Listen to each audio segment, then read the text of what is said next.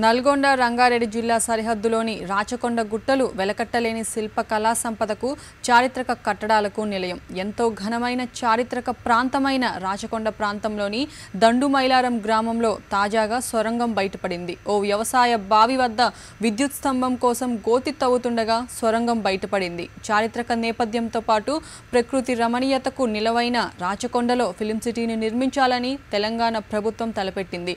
ఇంతటి ప్రాముఖ్యత ఉన్న రాచకొండ చారిత్రక సంపదను కాపాడాలని స్థానికులు కోరుతున్నారు. ఇక్కడ పోలుకని గుంట తవ్వుతున్నాం. గుంట తవ్వుతూ ఉంటే 3 అడుగులు లోతు తీసేసరికి సన్నగా పలుగు లోపలికి వెళ్ళిపోయింది. తీరా పలుగు కనిపించకపోయేసరికి అక్కడే మళ్ళీ వేరే పలుగు తీసుకొచ్చి పొడిస్తే దాదాపు 30 అడుగుల లోతు గుంట ఒకటి పడింది. అక్కడ ఆ పలుగు కోసమని దిగితే లోపల చాలా పెద్ద గుహలా ఉంది. చాలా భయంకరంగా ఉంది. సాయంత్రం అవటం వల్ల అది సరిగ్గా కనిపించలేదు. చాలా చీకటపడి ఉంది. అయితే ఇక్కడ వాళ్ళు ఆ రోజు నుండి కూడా వచ్చి చూసిపోతున్నారు. అది ఇక్కడ ఒకప్పుడు రాచకొండ ఏరియాని సింహభూపాలుడు అనే రాజు పాలించేవాడంట. అయితే ఆయన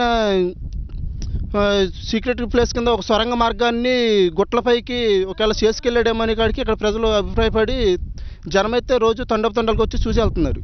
ఇక్కడ రాచకొండ పట్టణము ఏలిన రాజు సింగభూపాల రాజు ఏలినప్పుడు పోతన్న చేతి కింద పరిపాలన ఉండాడంట. ఆ మాట ఎవరు చెప్పిందంటే మా తాత చెప్పిండు. 1324 నుంచి 1470 వరకు పరిపాలించిన క్రమంలో వాళ్ళు ఇక్కడ ఫస్ట్ ఇది దండు మైలారం అంటే అప్పుడున్న రాజుల కొంత సైన్యం అంతా ఈ మైలారంలో ఉండేది. వాళ్ళు గెరిల్లా వ్యూహ భాగంలో అక్కడక్కడ బంకర్లు కానీ సొరంగ మార్గాలు తవ్వడం అనేది ఆ రోజులలో జరిగింది. బహుశా అందులో భాగమైన ఇది ఒకటి ఇటీవల బయలుపడినది.